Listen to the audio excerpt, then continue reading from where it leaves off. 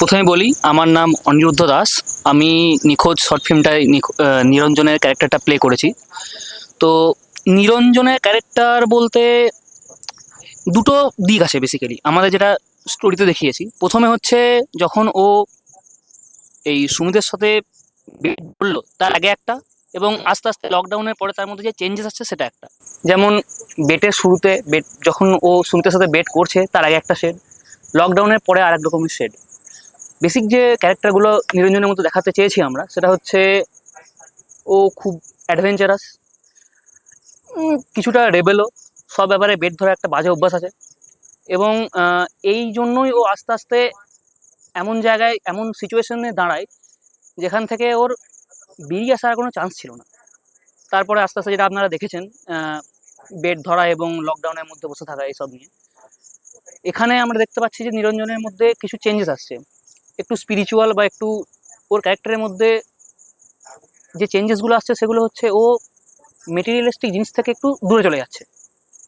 এবং আস্তে আস্তে দেখা যাচ্ছে যে ওর কাছে এই পয়সা, বেট, এসবের আর কোনো ভ্যালু থাকছে না, এবং ও তারপরে ও নিজের যেটা নেক্সট ফেজ বলতে পারি আমরা লাইফের, সেই ফেজের দিকেও এগিয়ে যাচ্ছে। নিরঞ্জনের ক্যারেক্টার রিয়েলিস্টিক বলতে গেলে কিছুটা হয়তো রিয়েলিস্টিক, আবার কিছুটা নয়। কারণ আলটিমেটলি এরকম কোনো কেউই নেই যে একটা সামান্য বেটের জন্য ওর গোটা লাইফটাকেই বাজি রেখে দেবে। আর নর্মাল মানুষের জন্য যদি বলি আমি, সাধারণত মানুষজন এরকম হয় না, কিন্তু এটাই নিরঞ্জন আপনাদের কাছে। নিরঞ্জন নর্মাল নয়, তার মধ্যে কিছু স্পেসিফিক শেড আছে তার ক্যারেক্টারে, যেগুলো আলটিমেটলি আমরা ফুটিয়ে তোলার চেষ্টা করেছি। অডিয়েন্সের যা আমরা রিভিউ পাচ্ছি আর কি, সেগুলো তো 100 বার অনেক ভালো, খুব ওভারওয়েলমিং। আর ভালোও লাগছে যে হ্যাঁ, আমরা এত বছর ধরে একটা যে কাজ করেছি, কারণ এই প্রজেক্টটা অলরেডি অনেক লেন্দি ছিল। তবে আমার থেকে যদি বলতে হয়, আমাকে সেইভাবে অ্যাক্টিংয়ের জন্য কেউ কিছু বলেনি, তবে আমার কোথাও গিয়ে মনে হয়েছে যে আর একটু ইমপ্রুভ করার অবভিয়াসলি জায়গা আছে। আর তাছাড়াও বাকি যারা কাজ করেছে এই গোটা শর্ট ফিল্মটায়, তারা কেউই একদম কোনো স্পেসিফিক জায়গা থেকে উঠে আসা বা এরকম কোনো মেথড অ্যাক্টর কেউ নয়। আমরা সবাই দেখে দেখেই শিখেছি, এবং আশা করছি আপনাদের এটা ভালো লাগবে। নিশ্চয়ই ইমপ্রুভ করার কোথাও না জায়গা তো থাকবেই, আর আমরা আশা করব যে আপনারা এই ব্যাপারে ফিডব্যাক দেবেন, এবং আশা করছি পরের যে নেক্সট প্রজেক্টটা হবে সেটাতে আপনাদের যা এক্সপেকটেশন সেটা আমরা মিট। গোটা ফিল্মিং প্রসেস নিয়ে তো অনেক কিছুই আছে যেগুলো পছন্দ হয়েছে, তবে খুব স্পেসিফিকলি যদি কিছু বলতে হয়, সেটা হচ্ছে আমাদের শ্রদ্ধেয় ডাইরেক্টরকে উদুম মার মারা, যেটা আমরা সিনের প্রথমেই দেখতে পাচ্ছি। ডাইরেক্টর চলে এসেছে আমাদের সঙ্গে। তো এরকমই টুকটাকি অনেক সিন আছে যেগুলো আমাদের পছন্দ হয়েছে।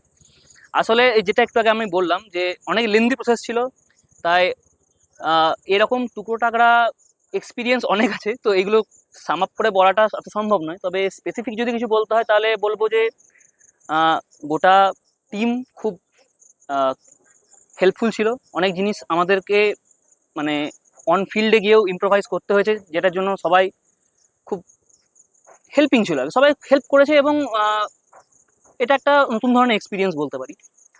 আর এরকম অনেক সিনই আছে যেগুলো আমার মনে হয়েছে যে হয়তো আর একটু বেটার হতো, কিন্তু কোথাও না গিয়ে সবগুলো করতেই খুব মজা লেগেছে, ফ্র্যাঙ্কলি বলতে গেলে।